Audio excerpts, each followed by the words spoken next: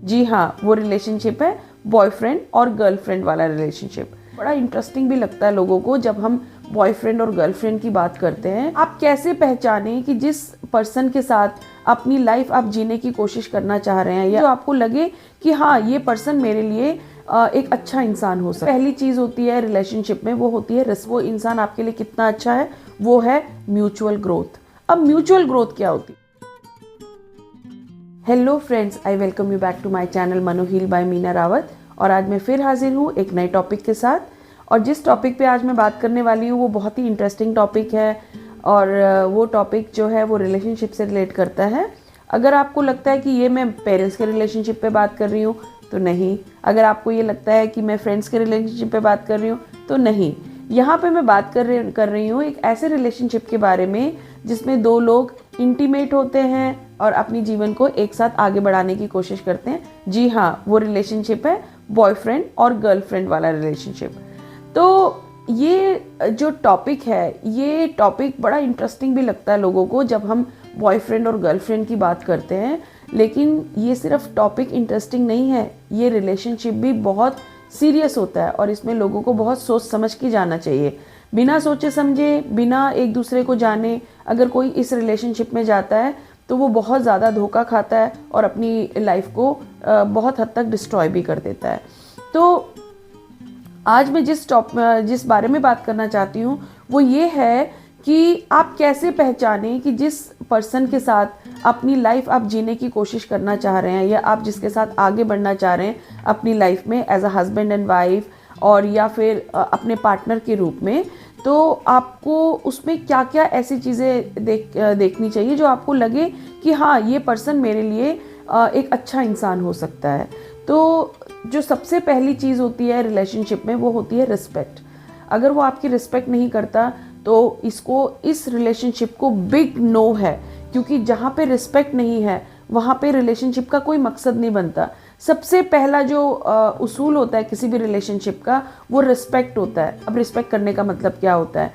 वो आपको look down करता है या वो आप अपने फ्रेंड्स के सामने आपको बेइज्जत करता है या वो आपकी फीलिंग्स को रिस्पेक्ट नहीं करता। अपनी फीलिंग्स को तो वो बहुत ज़्यादा बढ़ा चढ़ा के बोलता है, लेकिन जैसे ही आप अपनी फीलिंग्स की बात करते हैं तो वह आपकी फीलिंग को बिल्कुल इग्नोर कर देता है। तो अगर वो इस तरह से आपके साथ बिहेव करता है, इसका मतलब ना वो आपकी रिस्पेक्ट करता है ना वो आपकी फीलिंग्स की रिस्पेक्ट करता है। तो जो किसी भी रिलेशनशिप का अगर आपको इवैल्यूएशन करना है, जो इस तरह का रिलेशनशिप होता है, उसमें सबसे पहले आपको ये देखना चाहिए कि जिस पर्सन के साथ आप हैं और जिस पर्सन के साथ आप आगे बढ़ना चाहते हैं वो एक्चुअली आपकी रिस्पेक्ट करता है या नहीं। क्राइटेरिया हो सकता है कि आप समझ सकते हैं कि वो इंसान आपके लिए किस तरह से सोचता है और वो इंसान आपके लिए कितना अच्छा है, वो है म्यूचुअल ग्रोथ। अब म्यूचुअल ग्रोथ क्या होती है?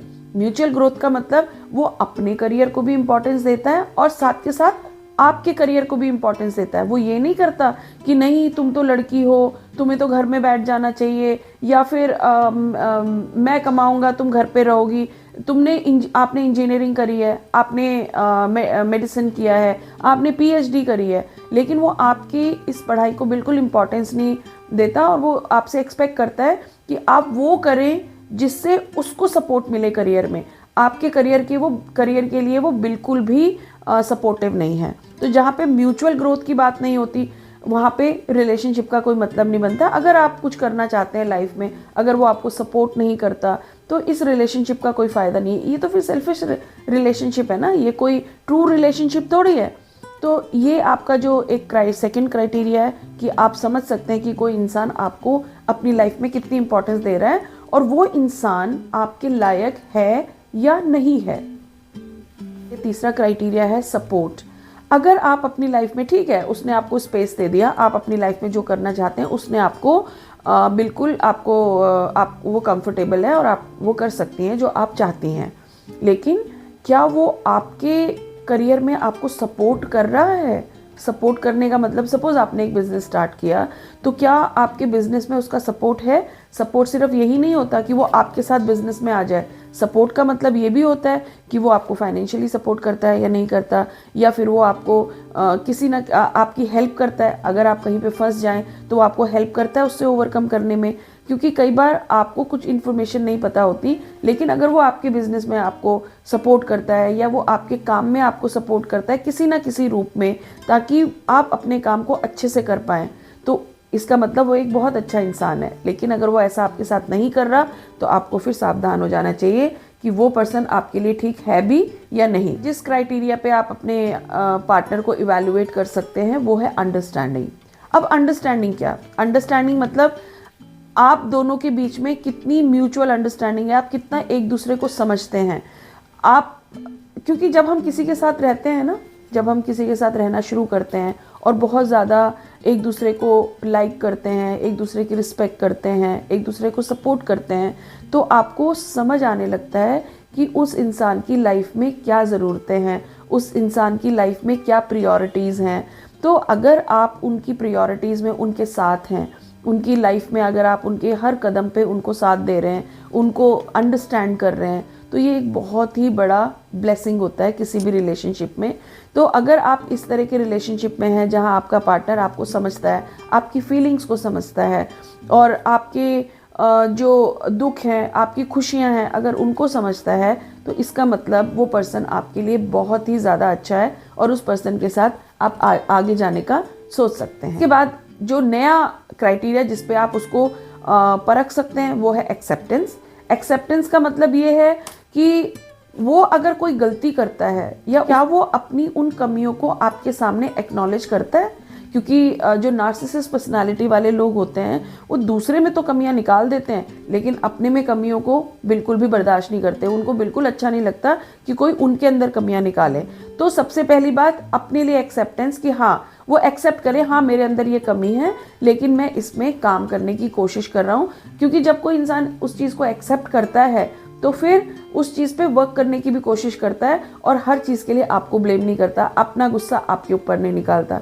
दूसरी चीज़, वो आपकी कमियों को भी एक्सेप्ट करता है या नहीं करता, क्योंकि अगर उसके अंदर कमी है तो आपके अंदर भी तो कमियां होंगी। अगर वो आपकी कमियों को बहुत ही नेगेटिवली लेता है, हमें हर किसी को इस चीज़ में बिलीव करना चाहिए कि कोई भी इंसान परफेक्ट नहीं होता। तो अगर वो परफेक्ट नहीं है तो क्या वो आपको भी आप जैसे उसको एक्सेप्ट कर रहे हैं, क्या वो आपकी कमियों के साथ आपको एक्सेप्ट कर रहा है? अगर वो ऐसा कर रहा है, इसका मतलब आप उसके साथ आगे बढ़ सकते हैं, वो आपके लिए एक राइट पार्टनर है। नेक्स्ट क्राइटेरिया जिसमें आप अपने पार्टनर को इवैल्यूएट कर सकते हैं वो है प्राइवेट स्पेस। प्राइवेटली आपके कुछ अपने रिलेशंस होंगे, आप उनके उन रिलेशनशिप को परस्यू कर सकते हैं। जैसे आपकी फ्रेंड्स हैं, आपके कोलीग्स हैं। ऐसा नहीं है कि बस वो ये एक्सपेक्ट करे कि नहीं जी सारा टाइम मेरे को ही दो, मेरे साथ ही रहो, कहीं भी जाएगा आप जाना चाहेंगी तो वो आपके साथ जाने की कोशिश करेगा, वो आपको कभी अकेले नहीं जाने देगा। आप अगर अपने पेरेंट्स के घर भी जाना चाहते हैं तो आपके पीछे पीछे चला जाएगा। ऐसा भी नहीं होना चाहिए। आपकी भी लाइफ है, आपकी भी कुछ अपनी एक अलग ज़िंदगी भी है, उसके साथ तो डेफिनेटली है, मैक्सिमम पार्ट ज़िंदगी का आपका उसी के साथ जाने वाला है, लेकिन आपके कुछ अपने पर्सनल रिलेशनशिप भी होते हैं। अगर उन रिलेशनशिप को निभाने के लिए अगर वो आपको टाइम नहीं देता तो ये एक बहुत बड़ा बिग नो होना चाहिए आपका रिलेशनशिप में। आपको उस इंसान के साथ बिल्कुल नहीं जाना चाहिए जो आपको पर्सनल स्पेस नहीं देता।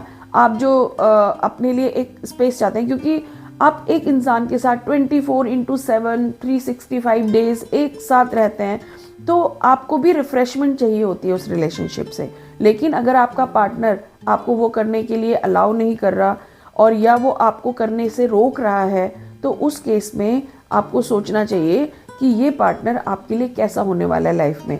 तो ये तो कुछ मैंने आपको क्राइटेरियाज बताए जिससे कि आप इवैल्यूएट कर सकते हैं कि जिसके साथ आप अपनी लाइफ स्पेंड करने की सोच रहे हैं वो इंसान एक्चुअली आपके काबिल है या नहीं है। और ये मैं दोनों के लिए बोल रही हूँ, मेल और फीमेल। मैंने सिर्फ, हो सकता है थोड़ा थोड़ा आपको ये लगे कि मैंने फीमेल ज़्यादा बोला है, बिकॉज मैं एक फ़ीमेल हूँ तो मैं एक फ़ीमेल के उसमें कंफर्टेबल फील करती हूँ बोलने में। लेकिन अगर आप मेल भी हैं तो भी आपको इस तरह की चीज़ों को अपनी लाइफ में परखना है। आपको उस पार्टनर को इन कैटेगरीज में, इन क्राइटेरियाज में परखना है। Thank you watching for this video. आशा करती हूँ आपको ये वीडियो पसंद आया होगा और आपको ये इन्फॉर्मेशन यूजफुल लगी होगी। अगर आपको ये इन्फॉर्मेशन यूज़फुल लगी है तो प्लीज़ प्लीज़ प्लीज़ इसको लाइक कीजिए और ज़्यादा से ज़्यादा शेयर कीजिए, ताकि उन लोगों तक पहुंच सके जिन लोगों को एक्चुअली इस तरह की इन्फॉर्मेशन की अभी ज़रूरत है। से विदा लेती हूँ और जल्दी ही एक नए वीडियो में मिलूँगी आपको एक नए टॉपिक के साथ और एक नई इन्फॉर्मेशन के साथ। Thank you so much.